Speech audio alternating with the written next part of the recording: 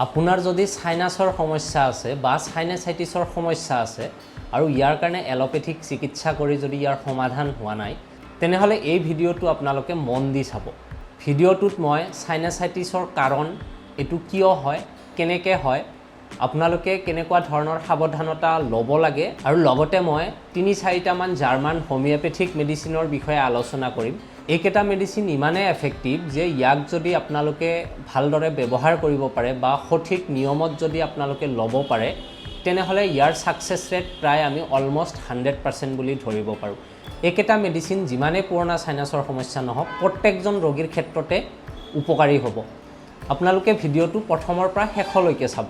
প্ৰথম হ'ল যে সাইনাসাইটিছ কি হয় আৰু কেনেকৈ হয়। আপোনালোকে এই ফটোখনলৈ ভালকৈ মন কৰিব। ইয়াতে যে আপোনালোকে দেখিছে এই স্পেচবোৰ যে দেখিছে এনেকুৱা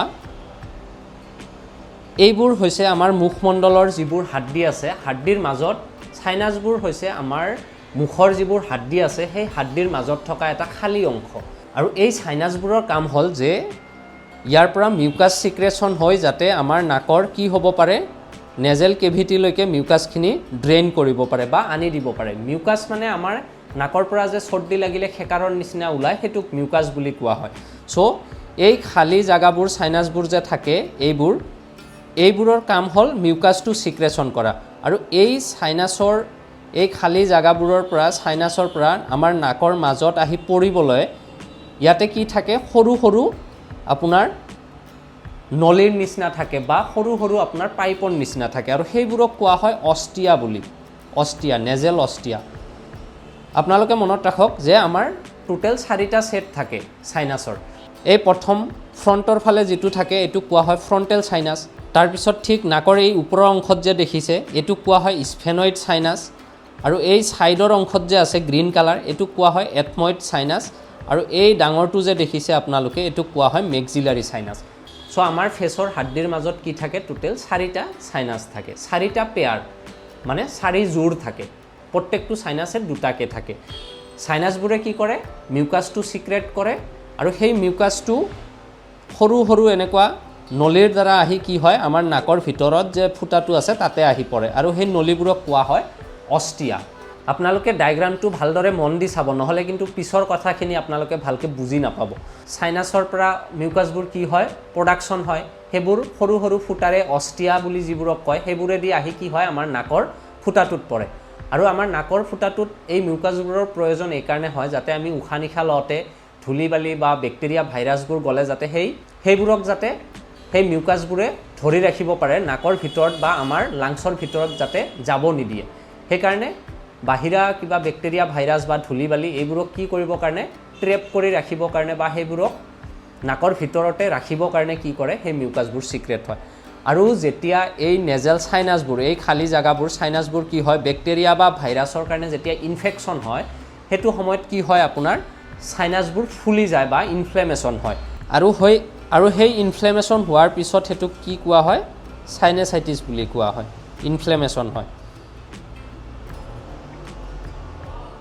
সো এইখিনি আছিলে আমাৰ সাইনাছৰ ষ্ট্ৰাকচাৰ কেনেকৈ মিউকাছ সিক্ৰেশ্যন হয় আৰু নাকৰ মাজত হেতু কেনেকৈ আহে। সো আশা কৰোঁ আপোনালোকে ধৰিব পাৰিছে যে আমাৰ সাইনাছবোৰ ক'ত থাকে ইয়াৰ কাম কি। এতিয়া জনাম যে সাইনাসাইটিছৰ সমস্যাটো আচলতে কেনেকৈ হয়। এই ফটোখনত যে দেখাই দিলোঁ আপোনালোকক সাইনাছৰ পৰা মিউকাছখিনি আহিবৰ কাৰণে সৰু সৰু নলী থাকে বা আপোনাৰ অস্টিয়া থাকে। এই অস্টিয়াবোৰ যেতিয়া ফুলি যায় আৰু এই সাইনাছবোৰ যেতিয়া ফুলি যায় তেতিয়া আমি কি কওঁ হেতুক সাইনাসাইটিছ হোৱা বুলি কওঁ। আৰু এইবোৰ ফুলি যোৱাৰ কিছুমান কাৰণ আছে। তাৰ মাজত প্ৰধান কাৰণ হ'ল যে বেক্টেৰিয়া বা ভাইৰাছে যদি আমাৰ কি কৰে এই সাইনাছবোৰ বা অস্টিয়াবোৰক ইনফেকশ্যন কৰে তেনেহলে কি হয় হেতু ফুলি যায় আৰু সেই ফুলি যোৱাৰ পিছতে আমি সেই কণ্ডিশ্যনটোক কি বুলি কওঁ সাইনাসাইটিছ বুলি কওঁ। বেক্টেৰিয়া আৰু ভাইৰাছৰ ইনফেকশ্যনৰ বাহিৰেও আপোনাৰ সাইনাসাইটিছৰ আৰু কিছুমান কাৰণ থাকিব পাৰে। নাকত যদি পলিপ হয় তাৰপিছত যিবোৰ মানুহে স্মকিং কৰে তাৰ পৰাও হ'ব পাৰে। কিছুমান মানুহৰ ক্ষেত্ৰত এলাৰ্জিৰ সমস্যা থাকিলেও কি হয় সেই অস্টিয়াবোৰ ব্লক হোৱা দেখা যায় আৰু তাৰ পৰা সাইনাসাইটিছ হোৱা দেখা যায়।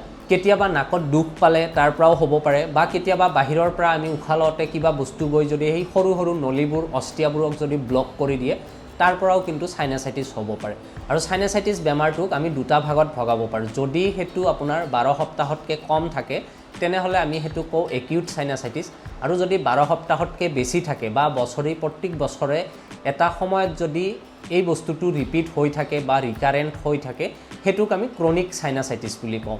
আৰু সাইনাসাইটিছ হ'লে কিছুমান লক্ষণ দেখা দিয়ে, যেনেকুৱা আপোনাৰ মূৰৰ বিষ হ'ব পাৰে, নাকটো বন্ধ হ'ব পাৰে, কনজেশ্যন অনুভৱ কৰিব পাৰে, নাকৰ পৰা আপোনাৰ কি হ'ব পাৰে ডিসচাৰ্জ হ'ব পাৰে বা নাকৰ পৰা মিউকাছবোৰ ওলাব পাৰে, চৰ্দি লগা যেন হ'ব পাৰে, কেতিয়াবা গোটেই মুখখন ৰঙা পৰি যাব পাৰে, নাকটো বন্ধ হৈ থকা যেন অনুভৱ হ'ব পাৰে। কিছুমান মানুহৰ ক্ষেত্ৰত নাকৰ আশে পাশে সেইবোৰ জাগা কি হ'ব পাৰে ৰঙা পৰি ফুলি যাব পাৰে। আৰু কেতিয়াবা নাকৰ গোন্ধ লোৱা যিটো কেপাচিটি আছে সেইটো নাইকিয়া হ'ব পাৰে, আপোনালোকে গোন্ধটো নাপাবও পাৰে। ঠিক এনেকুৱা ধৰণৰ লক্ষণ সাধাৰণতে দেখা দিয়ে। আৰু সাইনাসাইটিছ হ'লে জেনেৰেলি তেনেকুৱা ধৰণৰ একো ইনভেষ্টিগেশ্যনৰ প্ৰয়োজন নহয়, ডক্টৰে চাই কেনে সেইটো ধৰিব পাৰে।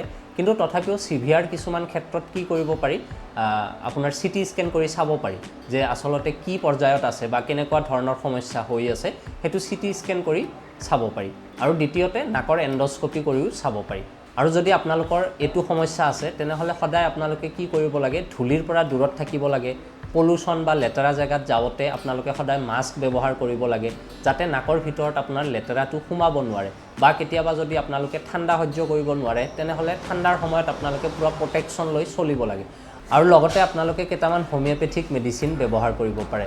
এইকেইটা মেডিচিন সম্পূৰ্ণৰূপে ছেফ হয়, আপোনালোকে এইকেইটা নিজেও লৈ খাব পাৰে। কিন্তু পুৰণা সাইনাসাইটিছ যদি হয় তেনেহ'লে আপোনালোকে সদায় এবাৰ এজন কোৱালিফাইড BHMS ডক্টৰৰ সৈতে পৰামৰ্শ কৰি তাৰ পিছত মেডিচিন ল'ব। কাৰণ তেনেকুৱা ৰোগীৰ ক্ষেত্ৰত কি কৰা হয়, আপোনাৰ কনষ্টিটিউচনেল মেডিচিন কিছুমান দিয়া হয়, সেইটো আপোনালোকে সেল্ফ মেডিকেট কৰিব নোৱাৰে। তাৰ কাৰণে ডিটেইলছ হিষ্ট্ৰী লাগে, ডক্টৰে হিষ্ট্ৰী লৈ তাৰ পিছতহে মেডিচিনটো সিলেকশ্যন কৰে। বাকী এইকেইটা মেডিচিন আপোনালোকে সকলোৱে ল'ব পাৰে। এইকেইটা মেডিচিন লোৱাৰ 6 ঘণ্টাৰ ভিতৰতে আপোনালোকে ইয়াৰ আৰামটো অনুভৱ কৰিব পাৰিব। প্ৰথম মেডিচিন হ'ল আপোনাৰ চেঙ্গুইনেৰিয়া কেনেডেন্সিছ 200। এই মেডিচিনটো আপোনালোকে যদি লিকুইডত লয় তেনেহ'লে 2 টোপালকৈ দিনত 2বাৰ খাব পাৰে। আৰু যদি গ্লোবিউলছত বনাই দিয়ে তেনেহ'লে 6টাকৈ গ্লোবিউল আপোনালোকে দিনত 2বাৰ খাব পাৰে। তাৰপিছত হ'ল আপোনাৰ কেলিবাইক্ৰমিকাম 200। এই মেডিচিনটোও আপোনালোকে যদি লিকুইড লয় 2 টোপালকৈ দিনত 2বাৰ খাব পাৰে। আৰু যদি গ্লোবিউলছত বনাই দিয়ে তেনেহ'লে 6টাকৈ গ্লোবিউল দিনত 2বাৰ ল'ব পাৰে। তাৰপিছত যদি আপোনালোকৰ মূৰৰ বিষ থাকে, ইয়াৰ লগত যদি আপোনালোকৰ পুৰা মূৰটো বিষাই থাকে, নাকৰ মাজত যদি আপোনালোকে বিষ অনুভৱ কৰে তেনেহ'লে সেইটো ক্ষেত্ৰত আপোনালোকে বেলাডোনা 30 বুলি এটা মেডিচিন আছে, সেইটো 2 টোপালকৈ 6 ঘণ্টা মূৰে মূৰে লৈ থাকিব পাৰে। আৰু এইটো যদি গ্লোবিউলছত দিয়ে তেনেহ'লে 6টাকৈ গ্লোবিউল দিনত 3বাৰ ল'ব পাৰে। আৰু তাৰপিছত যদি আপোনাৰ কি হয়, নাকটো বোলে বহুত বেছি বন্ধ হৈ থাকে, এটা নাক যদি ব্লক হৈ থাকে, সেইটো সময়ত সেই ব্লকটো কমাবৰ কাৰণে লাইকোপডিয়াম 30 বুলি এটা মেডিচিন ব্যৱহাৰ কৰা হয়। সেইটোও 2 টোপালকৈ দিনত 3বাৰ বা গ্লোবিউলছত ল'লে 6টাকৈ গ্লোবিউল দিনত 3বাৰ ল'ব পাৰে। এইকেইটা মেডিচিন আপোনালোকে 15 দিনলৈকে কণ্টিনিউ ব্যৱহাৰ কৰিব পাৰে। কিন্তু যদি পুৰণা হয় আপোনাৰ সমস্যাটো তেনেহ'লে এবাৰ কিন্তু এজন BHMS ডক্টৰৰ সৈতে পৰামৰ্শ কৰি আপোনালোকে মেডিচিন ল'ব। এই সমস্যাটো জাৰ্মান হোমিওপেথিক মেডিচিন ব্যৱহাৰ কৰিলে অলমষ্ট 100% কিউৰেবল হয়। স্ক্ৰীনত মোৰ চেম্বাৰৰ ফোন নম্বৰ আৰু ঠিকনা দিয়া আছে, নম্বৰটোত কল কৰি আপোনালোকে মোৰ ইয়াতো আহিব পাৰে। কল কৰোঁতে মনত ৰাখিব ৰাতিপুৱা 10টাৰ পৰা ৰাতি 8টাৰ ভিতৰতে যাতে কলটো কৰে। কল নকৰাকৈ নাহিব, কাৰণ মোৰ ডিউটিও থাকে। মোৰ চেম্বাৰখন মই ডিউটিৰ পিছতহে খোলোঁ, সেইকাৰণে যাতে ঘূৰি যাবলগীয়া নহয়, সদায় আপোনালোকে কল কৰি এটা এপইণ্টমেণ্ট লৈহে আহিব। এই ভিডিঅ'টোত এইখিনিয়ে আছিলে। আপোনালোকৰ যদি কিবা প্ৰশ্ন আছে বা কনফিউজন আছে আপোনালোকে কমেণ্টত লিখক, মই উত্তৰ দিবলৈ চেষ্টা কৰিম। যদি ভিডিঅ'টো ভাল লাগিছে তেনেহ'লে লাইক আৰু শ্বেয়াৰ কৰিব। মোৰ পেজটো বা চেনেলটোলৈ যদি প্ৰথমবাৰৰ বাবে আহিছে তেনেহ'লে এইটো লাইক বা ছাবস্ক্ৰাইব কৰি থৈ দিব।